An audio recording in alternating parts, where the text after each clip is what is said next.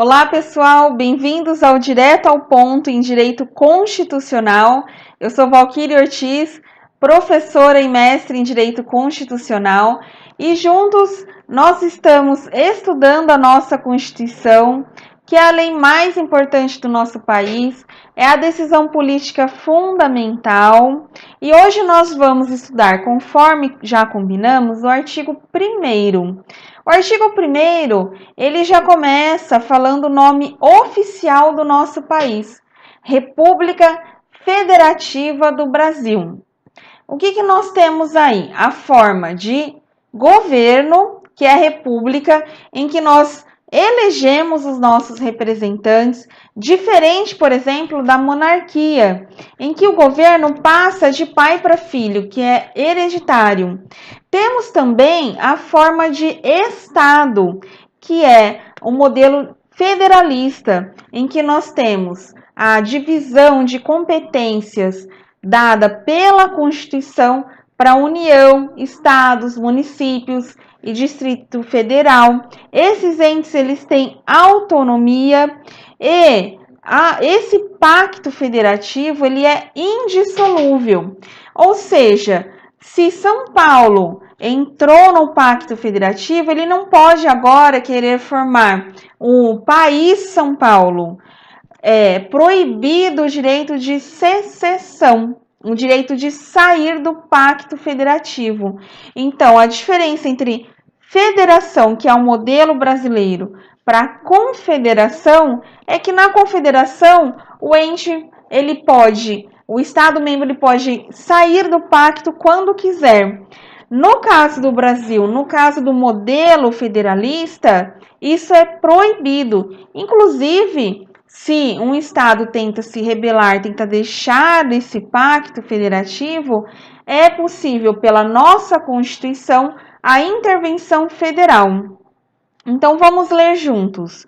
A República Federativa do Brasil, formada pela união indissolúvel dos estados e municípios e do Distrito Federal, constitui-se em Estado democrático de direito. Quando nós falamos em Estado democrático de direito, nós temos que lembrar duas coisas. Primeiro, a lei se aplica para todas as pessoas. Quando nós tínhamos a monarquia, o que acontecia? O monarca ele cria a lei para os outros. Ele tem autonomia para fazer o que bem entendesse enquanto poder executivo. No caso do Estado democrático de direito, não. A lei submete a todas as pessoas, poder executivo, legislativo, judiciário. Não há ninguém que possa se furtar ao cumprimento da lei. E por que também Estado democrático de direito? Porque nós temos a previsão da proteção de direitos fundamentais. E é democrático, e aí nós vamos puxar um pouquinho do parágrafo único para explicar o porquê que é democrático. Todo poder emana do povo, que o exerce por meio de representantes eleitos ou diretamente nos termos desta Constituição. Então, é um Estado democrático de direito porque o poder ele vem do povo. É o povo quem elege os seus representantes. Então, o governo ele tem que ser exercido de forma a favorecer a população, a trazer o melhor para essa população.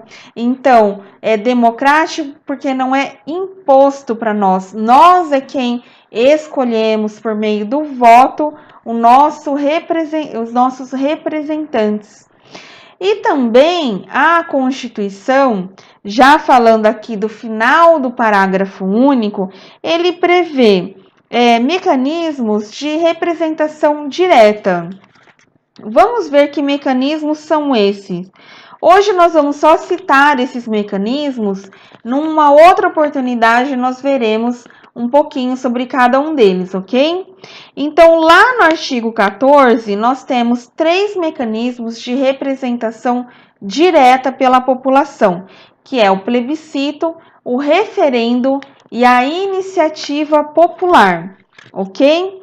Vamos voltar aqui para o nosso artigo 1º. E nós temos como fundamentos do nosso país a soberania.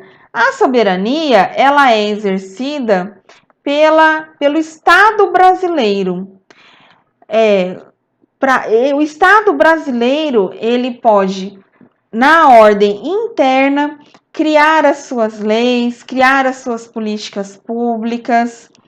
E na ordem externa, ele é independente, ou seja, ele não tem que se subordinar a qualquer outro país ou qualquer outro organismo internacional, ok? Número 2, a cidadania. A cidadania é o exercício, mediante o preenchimento de alguns requisitos legais, dos direitos políticos. E também, na visão de Hannah Arendt, pensando um pouquinho mais sobre esse conceito, é o direito a ter direitos. Esse tema ele é bastante importante. Nós vamos gravar um vídeo só para falar sobre cidadania, ok? Então, a princípio, vamos dizer que o gozo e o exercício dos direitos políticos, ok? Número 3, a dignidade da pessoa humana. A dignidade da pessoa humana significa dizer que todas as pessoas, independente da raça, da religião, das suas crenças pessoais, elas têm todas a mesma proteção, elas recebem tratamento igual pelo nosso ordenamento jurídico e são dignas de respeito pelo simples fato de serem pessoa, independente do cumprimento de qualquer requisito, ok? Número 4, os valores sociais do trabalho e da livre iniciativa. Por quê? Porque o trabalho, ele traz a possibilidade da pessoa se sustentar, de ter uma vida digna. E a livre iniciativa também é bastante valorizada, né? O empreendedorismo é também bastante um valor da nossa ordem econômica. Número 4. Número 4 acabamos de falar. Número 5, pluralismo político.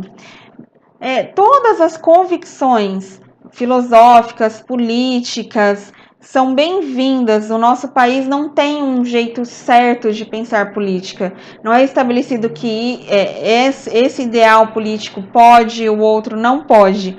O que é vedado é um pensamento político que cria uma discriminação, que desrespeite o princípio da dignidade humana.